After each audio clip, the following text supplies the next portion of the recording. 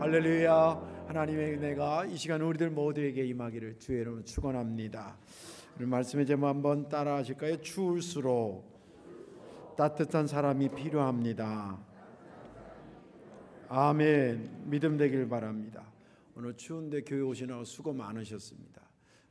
제가 추운 날이라 이 설교를 한 게 아니라 이 설교를 하려고 그러는데 추워졌습니다. 그러니까 오해하지 마시길 바랍니다. 설교 듣기 전에 이런 생각을 한번 하면 좋겠습니다. 내 삶의 환경이 추운 겨울 같았을 때에 나를 따뜻하게 해주신 분이 누군가, 그런 생각을 한번 하면 좋겠고, 또 나는 누군가 추워할 때에 그를 따뜻하게 해준 경험은 있는가, 이런 생각하면서 오늘 말씀을 들으면 은혜가 되리라 생각이 듭니다. 제가 신학대학 다닐 때 가정 형편이 많이 어렵다고 말씀드렸죠. 1학기 들어갈 때는 어떻게 집에서 등록금을 부모님이 마련해 줬는데 4년 다니면 8학기를 다녀야 되잖아요. 2학기 때부터는 진짜 어려워졌습니다. 근데 이제 학교가 그나마 감사한 것은 저가 지금 어려운 신학생들이 많았기 때문에 등록금을 상반기에 반, 그다음에 끝날 즈음에 3개월 정도 공부하잖아요. 끝날 즈음에 마지막 반, 이렇게 해서 분납이라고 그랬어요. 이렇게 나눠서 내는 제도를 마련해 줬습니다. 학교 입장에서는 손해지만 아무튼 그렇게 했어요. 그래서 이제 2학기 때 그 초반에 내는 반을 내고, 이제 내일이 진짜 내일이에요. 내일이 마감이에요. 그래서 이제 오늘 백방으로 알아보는데 그때 나이가 만으로 제가 뭐 1학년이니까 19세, 20세니까 뭐 돈 얻으러 다닐 데가 어디 있겠어요. 부모님이나 형제들이나 밖에 없는데. 근데 이렇게 했는데 뭐 도저히 얻을 데가 없어요. 찾다가 이제 저녁쯤 됐는데 도저히 안 되겠어서 학교는 다니고 싶고, 이제 제가 실습하던 교회에 담임 목사님 사모님한테 전화를 했습니다. 아주 죄송하다고, 정말 여기 사모님한테까지는 전화 안 드리려고 그랬는데 제 사정이 너무 딱해서 그랬다고 이만저만해서 이렇게. 근데 그분은 잘 알아들어요. 왜냐하면 당신 딸이 우리 학교에 저랑 같은 학년에 있었기 때문에 상황을 다 압니다. 그러니까 마침 지난주에 목사님 사례비가 나온 게 있으니까 빌려줄 테니까 오라는 거예요. 그래서 쏜사같이 갔죠. 그래서 빌려서 다음 날 등록을 하고 등록금을 마저 내고, 이제 방학이 돼서 아르바이트 해가지고 그 돈을 이제 갚아가지고 이제 마련해서 사모님한테 다시 갖다 드렸습니다. 갖다 드리면서 제가 얼마나 고마워요, 그죠? 그래서 죄송합니다. 너무 감사한데 제가 사모님한테 이 은혜를 어떻게 갚아야 되겠냐고 그렇게 말씀드렸더니 그 사모님 하는 말이 아직도 생생하게 기억나요. 그때 저를 이제 최 선생이라 그랬는데 전사가 아니었긴, 최 선생이 나한테 갚을 거 없어. 이 다음에 목회 나가면 최 선생 주변에 도움이 필요한 사람이 많을 거야. 그때에 나한테 은혜 갚는다 생각하고 그 사람들을 잘 도와주라는 거예요. 근데 그 얘기를 듣는데 일단 너무 위로가 되는 거예요. 제가 위로가 되고 고맙고, 그리고 그렇게 4년 그 교회에서 봉사를 하고 졸업한 다음에 이제 강원도 정선에 가서 목회가 본격적으로 시작했습니다. 하다 보니까 진짜 어려운 사람들이 주변에 많이 보이기 시작했어요. 거기서도 그렇고 화성에서도 그렇고 여기 와서도 그렇고. 그래서 그분들을 볼 때마다 어려운 사람으로만 보는 게 아니라 또 교회들도 좀 우리 교회가 규모가 있다 보니까 어렵고 힘든 비전교회 교회들이 많이 보이는 거예요. 그래서 그 어려운 교회다라고 생각하는 게 아니라 이 사모님한테 내가 받은 은혜를 갚을 기회가 생겼다, 그런 생각하니까 마음도 편하고, 그래서 그렇게 오늘까지 목회를 하고 있습니다. 제가 너무 추울 때 정말 저한테 따뜻한 손길을 줬던 그 사모님을 잊지 못하고 있습니다. 추울수록 따뜻한 사람이 필요합니다. 오늘 본문에 있는 말씀은 디모데에게 바울이 두 번째 보내는 편지죠. 바울에게 있어서는 영적인 아들과 같은 존재였고 디모데는 아주 젊은 목사였습니다. 그에게 이 두 번째 편지를 쓰고 세 번째 편지가 없는 것은 순교했기 때문에 없어요. 그러니까 어떻게 보면 유언과 같은 마지막 편지를 보낸 거라고 생각하시면 되겠고요. AD 한 65년에서 67년 정도에 기록했던 것으로 학자들이 연구하고 있고, 상황적으로는 1차 로마 감옥에 투옥됐다가 풀려나서 2차 감옥에 들어가서 이제 거기서 죽는데, 2차 감옥에 들어간 상태에서 썼다는 말도 있고 들어가기 직전에 썼다는 설도 있는데, 아무튼 상황은 굉장히 바울한테는 아주 추운 겨울을 맞고 있는 그런 상태에서 디모데에게 보낸 편지입니다. 바울이 이렇게 기록합니다. 디모데야, 내가 하나님의 일을 하는데 도와준 사람도 있지만 모든 사람이 나를 이렇게 도와준 건 아니야. 너도 알겠지만 부겔로라든지 호모네라든지 이 사람들 나 참 많이 힘들게 했던 사람이야. 그래도 감사한 것은 하나님이 오네시보로 같은 그런 사람을 둬서 나를 많이 도와준 것을 나는 잊을 수가 없어. 그 사람은 나에게 자주 격려해 줬고, 내가 로마 감옥에 갇혀 있을 때 나를 부끄럽게 여기지 않았던 사람이야. 그리고 그 어려운 감옥까지 부지런히 찾아와서 나의 힘이 되고 위로가 됐던 사람이야. 그리고 그 사람이 내가 설립한 에베소 교회에 나중에 열심히 섬겨준 것을 들을 때 내 마음이 얼마나 기뻤고 흐뭇했는지 몰라. 디모데여, 나는 그 사람을 위해서 축복하며 기도하고 싶어. 하나님, 오네시보로의 집에 주의 자비를, 긍휼을 베풀어 주옵소서. 그러면서 오늘 본문은 끝납니다. 저는 지난 주간에 이 본문을 보면서 16, 17절을 보며 은혜가 됐습니다. 원하건대 주께서 오네시모로의 집에 긍휼을 베푸시옵소서. 그가 나를 자주 격려해 주고 내가 사슬에 매인 것을 부끄러워하지 아니하고 로마에 있을 때에 나를 부지런히 찾아와 만났음이니라. 이 말씀이 은혜됐던 이유는 뭐냐면, 바울이 언제 죽을지 모르는 그런 가장 혹독한 겨울을 맞고 있는 그런 상황에서 이 오네시모로가 정말 따뜻한 손길로 그를 도와줬구나라는 생각에 은혜가 됐고, 또 이렇게 보면서 이 시대에도 정말 추위에 있는 사람들을 따뜻하게 누가 손잡아줘야 될 그런 사람들이 필요하지 않을까, 그런 생각을 하면서 은혜가 됐습니다. 오늘 말씀에 저와 여러분들이 함께 은혜 받기를 바라고요. 오네시모로를 잘 연구하셔서 추울 때, 누군가 추워할 때에 그게 따뜻한 사람으로 다가가시는 저와 여러분들 되시기를 주님의 이름으로 축원합니다. 자, 오네시모로가 베푼 따뜻함은 과연 어떤 것들이었는가? 그 첫째는 곁에 있어 주는 것이었습니다. 곁에 있어 주는 것이었습니다. 16, 17절을 다시 한번 볼게요. 원하건대 주께서 오네시모로의 집에 긍휼을 베푸시옵소서. 그가 나를 자주 격려해 주고 내가 사슬에 매인 것을 부끄러워하지 아니하고 로마에 있을 때에 나를 부지런히 찾아와 만났음이니라. 이 말 안에는 바울이 오네시모로한테 느꼈던 고마움, 따뜻함을 크게 한 세 가지 것을 소개하고 있습니다. 하나는 자주 격려해 줬다는 거예요. 자주 격려해 줬다는 거예요. 여러분들, 누군가의 힘이 되는데 돈만 필요한 게 아니에요. 극단적으로 돈이 없어도 충분히 힘이 되어줄 수 있어요. 자주 격려했다는 말을 뒤집어서, 바울의 입장에서 뒤집어서 보면 자주 격려를 받을 상황이었다는 거예요. 그만큼 힘들었다는 거예요. 그만큼 힘들었다는 거예요. 근데 그것을 알고 누가? 오네시모로가 자주 격려해 줬다는 거예요. 두 번째는 자기가 감옥에 갇혀서 사슬에 매였다는 게, 감옥에 갇혔을 때에 나를 부끄럽게 여기지 않았다. 저는 이게 설교 준비하면서 바울이 이 부분에서 가장 오네시모로한테 고맙게 느끼지 않았을까 생각합니다. 왜냐하면 바울은 원래부터 예수를 믿던 사람이 아니에요. 아시죠? 안 믿는 거면 말할 것도 없고, 믿는 사람들을 잡아다가 때리고 감옥에 집어넣고 심지어는 죽이는데 앞장섰던 사람이 바울이에요.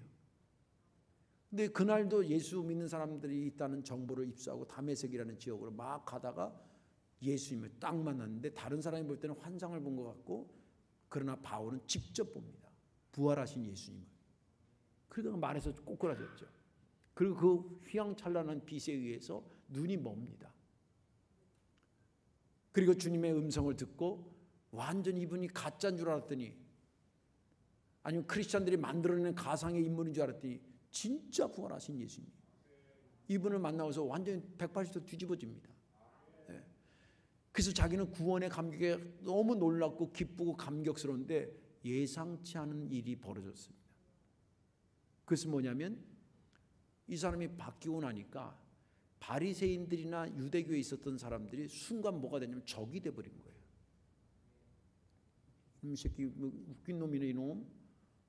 어저께까지 예수 믿는 사람도 잡아 죽이려는데 이제는 이제 바뀌죠. 예수 믿는 사람 죽이러 다녀? 저 예수 믿는 사람 예수를 증거하러 다녀? 이거 죽여버려. 그래서 사도행전에 보면 죽이겠다는 계획이 여러 번 나와요. 그런데 더 힘든 일이 벌어졌습니다.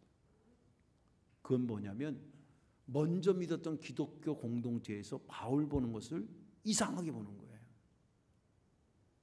내가 이해는 돼. 어저께까지 예수 믿는 사람 막 잡으러 다니다가 하루아침에 바뀌어가지고 뭐 기간이 뭐 1년 만에 바뀌었다니 이러면 되는데 환상을 보고 주님을 만나서 바뀌었으니까 그냥 그 자리에서 180도로 확 바뀐 거거든요. 그리고 나서 오니까 아나니아한테도 하나님께서 그러잖아요. 그랬더니 이게 바울 이 사람 듣기로는 조금 그 막 했던 사람 같은데요. 그러니까 내가 택한 백성이니까 네가 잘 받아주라. 그래서 했는데 일반적인 사람들은 바울이 바뀐 걸 잘 안 믿으려고 그랬어요. 안 믿기는 것도 있었지만 안 믿으려고 그랬어요. 왜냐하면 그 한 짓을 알기 때문에. 예.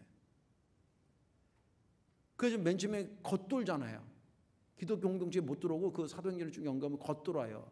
그 당시에 정통은 뭐였냐면 12사도들이었거든요.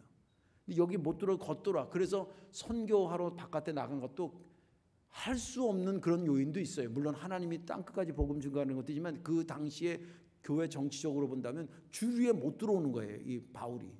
그래서 변방으로 돌다가 하나님께서 보내셔서 성령이 보내서 다른 지역에 다른 나라에 복음을 증거하는 선교사가 된 거예요. 아무튼 그런 것이 있어요. 변화됐는데도 먼저 믿은 예수님의 백성들, 하나님의 크리스찬들한테도 좀 저 두고 봐야 되는 거 아니야? 뭐 이런 것까지 받으니까 자기를 믿어주지 않고 부끄럽게 여기는 사람에 대해서 굉장히 많은 힘든 것이 있었던 거예요. 그러다 감옥에 갇혔네. 그런데 대부분의 사람들은 갸우뚱하는데 이 사람은 지금 의를 위해서 핍박받는 겁니다. 이 사람은 정말 부끄러운 사람이 아닙니다. 이런 사람이 대단한 사람입니다. 라고 자기를 변호하고 끌어안아줬던 사람들이 누구였냐면 오네시보로라는 사람입니다.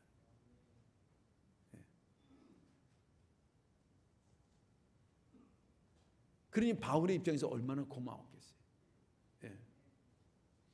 그런 것을 했던 것이고 또 한 가지는 뭐냐면 감옥에 있을 때 부지런히 찾아왔대요. 여기 오늘 본문에 보니까 17절에 보니까 부지런히 찾아와 만났다는 거예요. 감옥에 있는데. 좋은 처지에 있을 때 자주 가는 건 쉽지만 이런 힘든 처지에 그리고 또 그때는 누가 자꾸 오면 그 사람도 블랙리스트에 올라가고 그런 것이 있는 때인데도 불구하고 오네시모로가 죽으면 죽으리라는 각오를 가지고 자꾸 찾아와 줬다는 거예요. 왜 갔겠어요? 바울을 위로한다는 바울이 지금 혹독한 추위 속에 있다는 것을 알고 있었기 때문에 위로하러 간 거예요. 다른 이유는 하나도 없어요. 자, 그런데 이 세 가지 오네시모로가 바울에게 한 것에 공통점이 있습니다. 자주 격려하고 부끄럽게 여기지 않고 그리고 감옥에 심지어는 갇혔을 때 거기를 자주 부지런히 가서 찾아주고 공통점이 뭐냐면 곁에 있어줬다는 거예요. 성경에는 곁에 있어줬던 아름다운 이야기가 굉장히 많아요. 그런 관점에서 보면 창세기부터 요한계시록까지 어마어마하게 많아요. 다 소개를 할 수 없는데 크게 틀을 잡자면 하나님이 함께 곁에 있는 거와 하나님의 사람이 추위를 타고 있는 사람의 곁에 있는 두 가지로 분리해서 볼 수가 있어요. 하나님이 곁에 있는 것도 굉장히 많지만 예를 하나 들으면 여호수아의 예를 들어볼게요. 여호수아 1장 5절에 보면 내 평생에 너를 능히 대적할 자가 없으리니 내가 모세와 함께 있었던 것 같이 너와 함께 있을 것임이니라. 내가 너를 떠나지 아니하며 버리지 아니하리니. 내가 너와 함께하고 너를 버리지 않는다. 하나님이 여호수아에 직접 얘기한 거예요. 이 말이 여호수아한테 왜 위로가 됐냐면 여러분 생각해 보세요. 모세가 100만이 넘는 이스라엘 백성을 이끌어 왔는데 이제 그 나이가 되고 그다음 자기가 이어받아서 100만을 데리고 지금 가나안 땅에 들어가는 큰 사역을 맡았어요. 최소가 100만이에요. 이스라엘 백성들을 끌고 거기 데리고 들어가야 된다고. 여차하면 잘못되면 그냥 다 몰살되는 경우도 있는데 아무튼 그곳에 가려니까 이 여호수아의 마음이 얼마나 힘들었겠어요. 제가 연말 되면 힘들어요. 왜 그런지 알아요? 목장 조직이 하는데 아유 권사님이 좀 목자를 목원들 한 3-4명 되니까 좀 목자를 좀 하세요. 못해요. 아니 3-4명 맡으라는데도 못한다고 꽈배기를 틀고 있는데 100만을 데리고 그 이스라엘 백성 데리고 가나안 땅에 들어가는 게 이게 밤에 잠이 올 일이냐 이 말이에요. 얼마나 힘들고 어려웠겠어요. 그때 하나님이 여호수아야 내가 너와 함께 있어. 내가 너를 버리지 않아. 너 혼자 가나안 땅에 가는 게 아니야. 나가 너와 함께 가. 이 말이 얼마나 그에게 따뜻하게 들렸겠어요. 또 하나님의 사람이 상황이 추운 겨울을 맞고 있는 사람을 위로해 준 것도 성경에 굉장히 많아요. 한 예를 들자면 다윗과 요나단이에요. 아시죠? 이스라엘 역사의 1대 왕은 사울이고 왕의 대개 왕은 누가 되냐면 다음 왕은 아들이 되지요. 그 아들이 누구냐면 요나단이었어요. 그리고 어느 날 갑자기 급부상한 사람이 누구냐면 다윗이었습니다. 근데 사울이 쫌생이가 이게 소갈딱지가 약해요. 그래가지고 이게 마음이 넓어야 되는데 속도 좁고 하나님의 뜻도 무시하고 그러니까 방법이 뭐냐면 다윗의 인기가 점점 올라가니까 다윗을 죽여버리려고 생각합니다. 근데 요나단은 아들이지만 요나단이 가만히 생각해 보니까 아버지가 잘못하고 있거든요. 아무리 나라의 왕이고 내 육신의 아버지지만 저렇게 하면 안 되는 걸 알고 있거든요. 그래서 막 죽일 계획을 세웠는데 그 비밀을 몰래 와가지고 다윗한테 얘기해서 야 빨리 피해라. 너 일단 죽어. 그래서 그렇게 막 감싸주고 피해주고 살려주고 막 그래요. 그게 또 사울 왕한테 아버지한테 그 발각이 돼가지고 아버지가 너희 무슨 뭐 성계 뭐한 계집의 자식아 막 그러면 막 욕해 자기 아들을. 너 이 멍청한 놈아 걔가 죽어야 네가 왕이 되는 거야 이 바보 같은 새끼야 막 이러면서 새끼라는 말은 없지만 아무튼 그런 식으로 얘기를 했어요. 하루아침에 다윗은 뭐가 되냐면 추운 혹독한 겨울을 맞은 사람 것 같아요. 그때에 자기가 방패막이가 돼서 철저하게 도와줬던 사람이 누구냐면 요나단이었어요. 그러니 다윗 입장에서 요나단이 얼마나 따뜻한 사람으로 느껴졌을까요?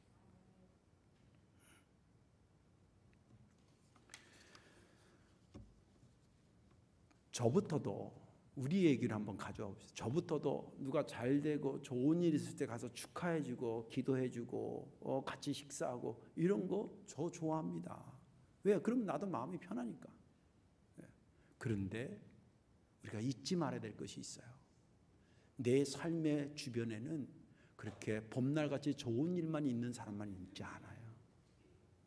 돌아보면 나는 겨울이 아닌데 벌써 겨울이 돼가지고 힘들어하는 사람들이 있다고요. 그 사람들 도와주셔야 돼요. 그 사람들한테 따뜻한 사람이 돼야 돼요. 왜 그런지 아세요? 내가 결단하고 갔더니 이미 주님이 그 옆에 가 계시는 거예요. 우리는 주님이 가시는데 따라가는 사람들입니다. 믿음 되시길 바랍니다. 곁에 있어 주기를 주의 이름으로 축원합니다. 두 번째로 오네시보로가 베푼 따뜻함은 뭐냐면 상대방이 얼마나 고마운지 그를 생각할 때마다 축복 기도를 할 정도의 따스함입니다. 16절 상반절과 18절 상반절을 읽어드릴게요. 16절 상반절 원하건대 주께서 오네시보로의 집에 국류를 베푸시옵소서. 18절 상반절 원하건대 주께서 그로 하여금 그날의 주의 국류를 입게 하여 주옵소서. 이 16절 상반절과 18절 상반절은 똑같은 내용을 사실 반복하는 거예요.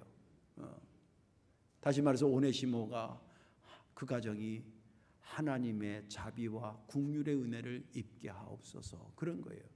근데 지금 이게 어느 상황에서 나온 거냐면 바울이 지금 디모데한테 오네시모노가 정말 나한테 고마운 사람인데 그 사람을 막 얘기하면서 얼마나 고마운지 말하는 중간중간에 막 그를 축복기도하는 기도 내용이 섞여 있어요. 막. 그런데 우리도 누구랑 진작에 얘기하다 보면 그 사람 사정이 너무 딱해서 슬픈 사람은 그 사람인데 듣고 있는 내가 눈물이 글썽글썽할 때 있어요, 없어요? 그거죠. 오네시모로가 너무 고마워서 그 사람을 얘기하다가 막 이 사람을 갑자기 축복기도 하다가 또 다시 얘기하다가 축복기도 하다가 막 이런 식이에요. 네. 대체 오네시모로가 어떻게 바울에게 했길래 이분이 잊을 수 없도록 얘기하다가 자동적으로 그 사람에서 축복기도 하고 얘기하다가 자동적으로 축복기도 하고 그런 정도까지 했겠냐는 거예요. 우리가 다른 사람을 따뜻하게 해주려고 할 때에 주의사항이 하나 있어요.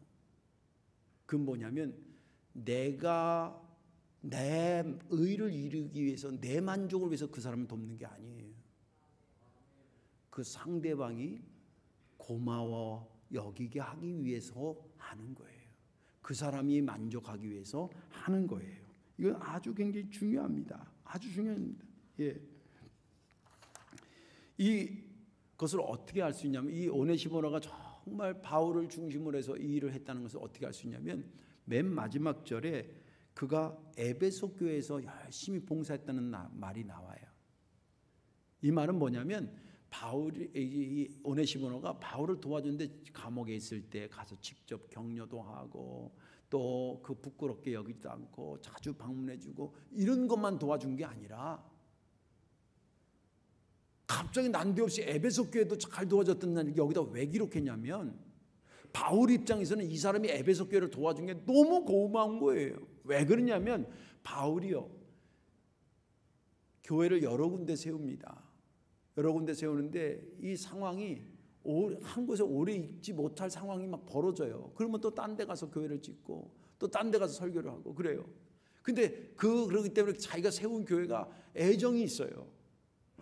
여러분들이 만약에 작가라고 예를 들어볼게요. 여러분 화가라고 생각해 볼게요. 여러분들이 만든 작품이 100개를 만들었다 생각해요. 제가 화가인 목사님하고 직접 얘기해 본 거예요. 그림 100개인데 이거 다 기억난대. 언제 왜 무엇을 위해서 뭐 이미지를 받아서 자기가 영감 받아서 그린지 다 기억난대. 그러면서 하는 말이 내 자식 같다 그래. 그게 바울이 세운 교회들 생각할 때 당신이 그 교회들이 뭐 같았겠어요? 자식 같은 거죠. 특별히 에베소 교회는 그가 3년 동안 거기서 목회를 해요. 그 상황에서는 3년 가장 많이 한 목회지.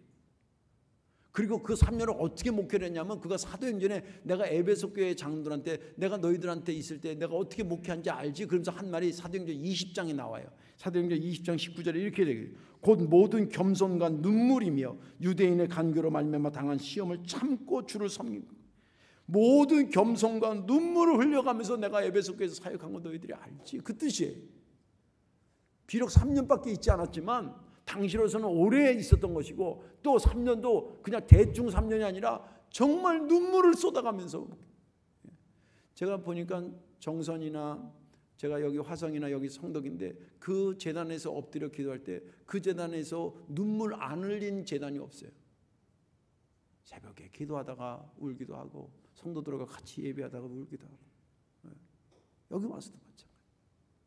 그래서 이 말이 무슨 말인지 저는 알아요. 그렇게 심혈을 기울여서 키운 교회가 에베소 교회인데 지금 자기가 감옥에 갇혀 있어 가고 싶어도 못 가는 거예요. 그런데 들려오는 소문에 오네시모로가 세상에 그 가고 싶어도 못 가는 그 에베소 교회에서 열심히 봉사해서 그 교회를 세우고 있다는 얘기를 들으니 얼마나 감사했겠어요. 직접 자기를 찾아와서 격려해주고 위로해주는 것도 고맙지만 자기가 그렇게 금쪽같이 여기는 에베소 교회에 가가지고 부지런히 섬겨주는 걸 보면서 이 바울이 할 수 있는 게 뭐였겠어요?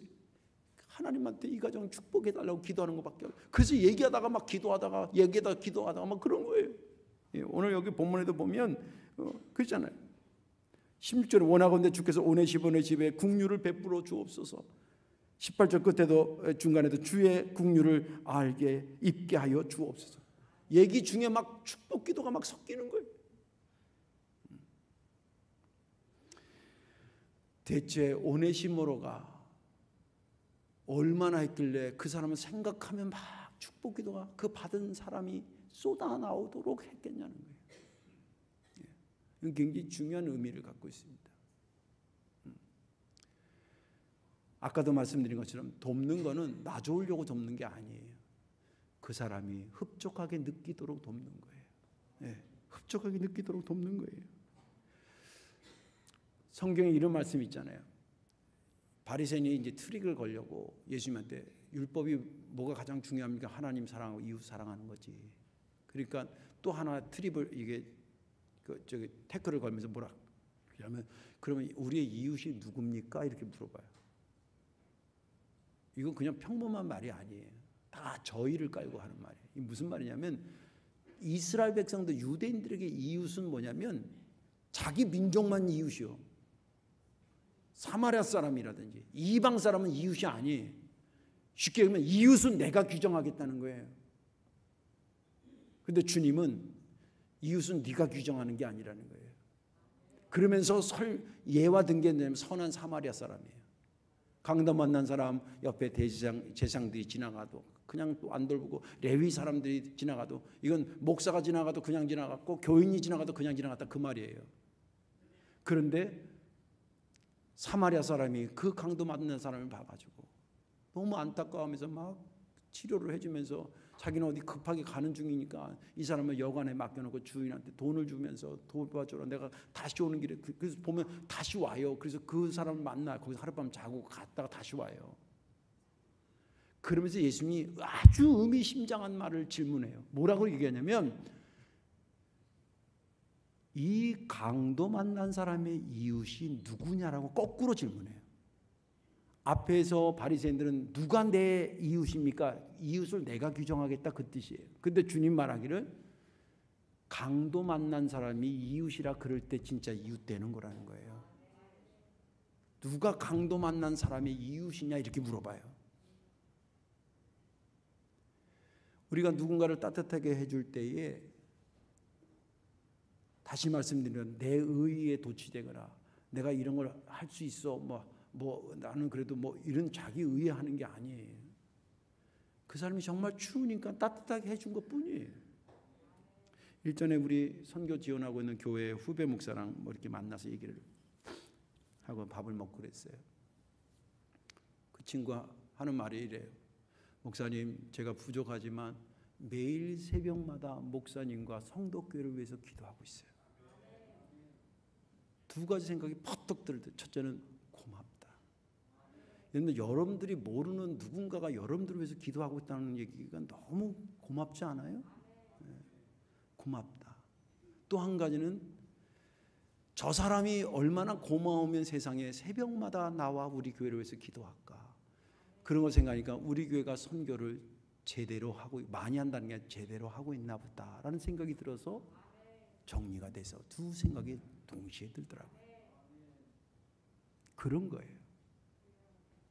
우리가 곁에 있어주고 그리고 상대방이 정말 고마워, 난 그 사람을 위해서 축복기도 하고 싶어, 이런 마음이 들 정도의 도와주는 것이 그의 곁에 서 있고 추위에 타고 있는 그들에게 따뜻하게 다가가는 것이라는 것입니다.